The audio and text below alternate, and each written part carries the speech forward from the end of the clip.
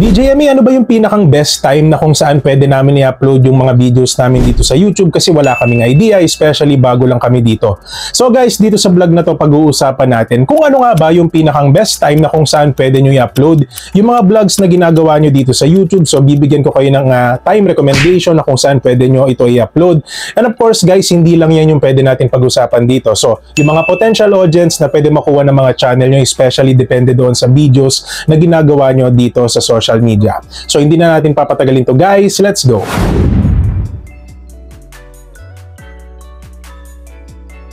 So bago pala natin simulan itong vlog na to guys, gusto ko lang magpakilala sa inyo. So by the way guys, ako pala si DJME and most of my videos ay nakapokus sa YouTube tips, sa mga latest updates ng YouTube, and of course guys, nagbabahagi din tayo ng ilang social media apps or live streaming platforms na pwede nyo pagkakitaan kahit nasa bahay lang kayo. So guys, kung kayo man po ay naka-laptop, naka-desktop, or naka-phone, so guys, sundin nyo lang po yung aking sasabihin, no? So una sa lahat guys, i-open nyo po yung inyong YouTube Studio and then pumunta kayo sa Analytics. And then sa Analytics guys, pumunta kayo doon sa tinatawag natin na Audience tab. So doon sa Audience tab guys, may makikita kayo dyan ng mga analytics regarding doon sa mga potential audience natin, yung mga nagiging subscribers ng ating channel. And at the same time guys, makikita nyo din po dyan yung parang graph na kung saan dito natin malalaman kung anong oras ba online yung ating mga viewers dito sa YouTube.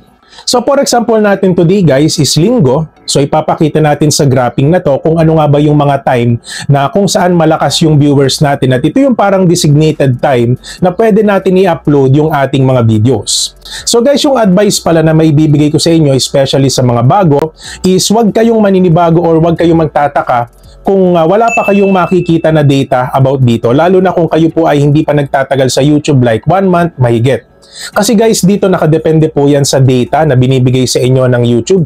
Or sabihin natin syempre, hindi po maibibigay ni YouTube yung data kung hindi pa kayo makakabuo ng viewership dito sa YouTube. Nabubuo lang siya, depende doon sa oras ng viewers na kung saan nanonood sila sa mga videos nyo.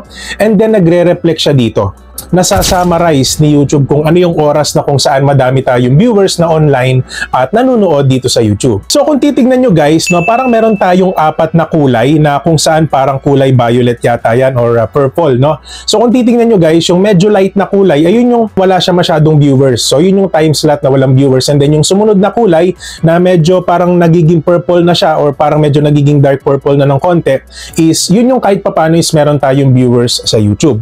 Pero guys, yung dalawang nasa dulo which is yung purple and yung solid na kulay parang violet guys, so parang yan guys is sign or ini-indicate ni YouTube na dito sa time slot na to is madami tayong viewers na online. So dun sa case ko guys, no, ngayong linggo is madami tayong viewers simula hapon hanggang 10 PM, pero yung mga solid viewers natin guys, karamihan is nasa 6 PM to 10 PM sila. Kaya yung iba, DJ, anong oras ka ba madalas nag-upload dito sa YouTube? Baka naman pwede mo kaming bigyan ng idea.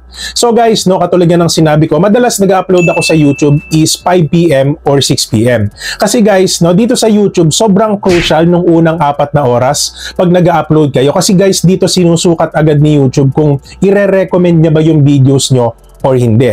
Kaya mapapansin nyo guys, pag nag-upload kayo ng videos, is hindi nyo agad makikita yung average view duration or yung impressions click-through rate. So ibig sabihin guys, doon sa unang 3 oras or doon sa 3 to 4 hours na i-upload nyo yung video nyo, is parang yun yung summary kung ano yung magiging outcome ng inyong video uploads. Kaya mapapansin nyo guys, di ba sa mga video analytics natin, is meron tayong arrow up, which is yung kulay green, and then yung arrow na pababa, which is kulay red or color gray.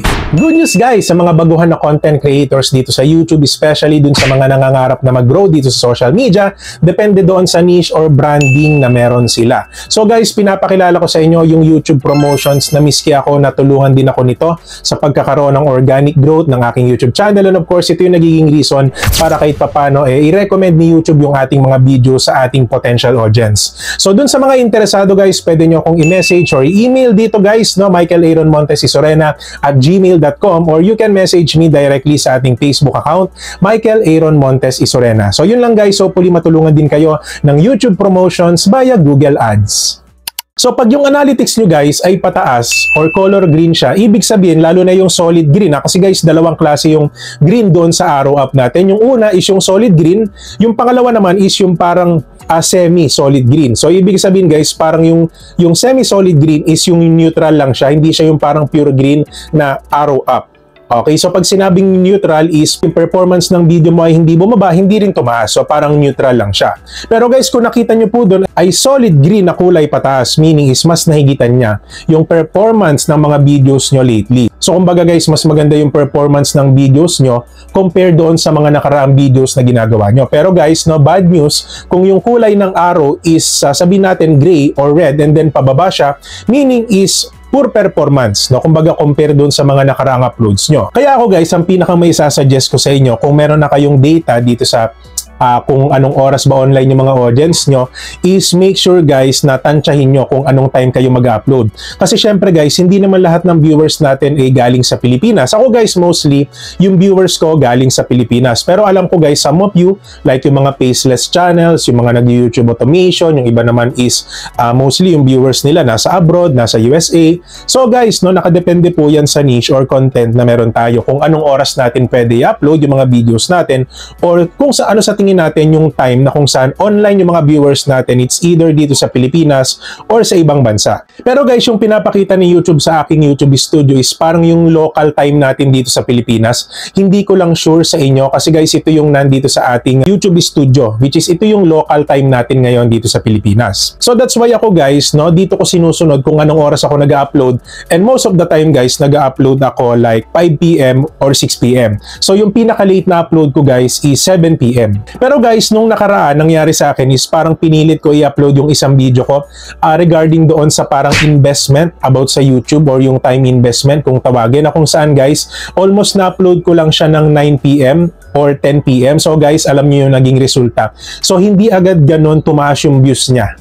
Okay, so kumbaga hindi agad ako umabot ng 1,000 views doon sa video na yon. So kumbaga ito yung last vlog natin guys. So kumbaga pinalitan lang natin ng title, pinalitan lang din natin ng thumbnail. At yun guys, no, kung makikita nyo medyo tumaas na yung views niya.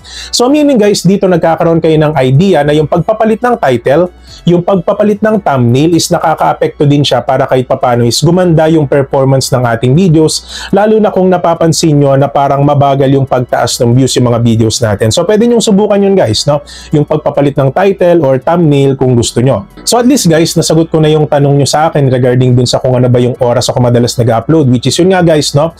Philippine time, 5 PM or 6 PM. Okay, kasi guys, yun yung kasagsaga ng mga viewers ko, which is yun yung time na online sila madalas na nanonood dito sa YouTube. So guys, kung mapapansin nyo dito sa audience tab is naka-indicate din po yung mga iba't ibang content creators na pinapanoodan ng ating mga viewers, which is sa akin guys, ayan, mega love shoutout pala sa mga kapwa ko content creators na medyo may pagkatulad tayo ng content. Ayan guys, no? So kahit papano is free flexing na rin sa mga channels nila. Pero dito guys kasi, binibigyan ko kayo ng idea na pwede nyo rin makita yung ibang content creators na kung saan pinapalo or pinapanooran ng mga viewers nyo dito sa YouTube. And dito pala guys, makikita nyo din yung mga content na pwede nyong gawin, and at the same time, binibigyan tayo ni YouTube ng idea kung ano nga ba yung mga content na madalas na hinahanap ng mga viewers natin dito sa YouTube. At ang maganda dito guys, dito sa geographies, nakikita natin kung ano yung percentage or bilang ng percentage ng mga viewers natin, depende doon sa bansa na naroon sila at nanonood sa mga videos natin. Dito sa Pilipinas guys, parang meron tayong almost 70 to 80% viewers, no, which is most of my viewers ay galing sa Pilipinas, and then guys, some is galing naman po sa ibang bansa, yung iba nasa USA, yung ibang percentage or maliit na percentage ay nasa Middle East. So yan yung example ko sa inyo guys, na kumbaga dito nalalaman natin yung mga viewers natin kung saan sila nanggagaling, karamihan ba sa ang bansa nanonood. So yun guys, sa akin is sa Pilipinas. So guys, by the way, congratulations pala sa mga YouTube channels na madaming viewers galing sa USA, kasi guys, ang USA isa yan sa pinaka-top na maganda ang bigayan pagdating sa RPM or revenue dito sa YouTube. So kumbaga guys, no, gusto ko lang kayong batiin ng congratulations. So yun lang naman guys, no, kumbaga sinagot ko lang yung mga tanong nyo regarding dun sa ano ba yung best time na pwede nyo i-upload yung mga videos nyo, kasi yan guys ay situational, so depende po yan sa data na binibigay sa inyo ni YouTube. So sa kaso ko guys, no, most of the time, Monday to Sunday, ang pinakang time upload ko talaga is 5 PM or 6 p.m. Para pagdating ng 6 p.m., 7 p.m., 8 p.m., yun yung kasagsagan ng viewers natin eh. It's either dito sa Pilipinas or sa ibang bansa. So katulad nung sinabi ko guys, ito ay sa kaso ko. So kumbaga situational siya, meaning iba-iba tayo ng case, iba-iba tayo ng situation. So I suggest guys, observe nyo po yung audience tab nyo na para makita nyo po yung analytics nyo dito, anong oras ba madalas online yung mga viewers nyo dito sa YouTube. At kung sa tingin nyo guys, marami kayong natutunan sa vlog natin today, don't forget to subscribe our channel, DJME, for more videos like this. At syempre guys, hindi natin kakalimutan yung ating pa-shoutout sa ating mga solid viewers guys. Ayan, sa mga viewers natin sa ating last videos. Mega love shoutout po sa inyong lahat guys. Mega love shoutout din pala sa ating mga exclusive members.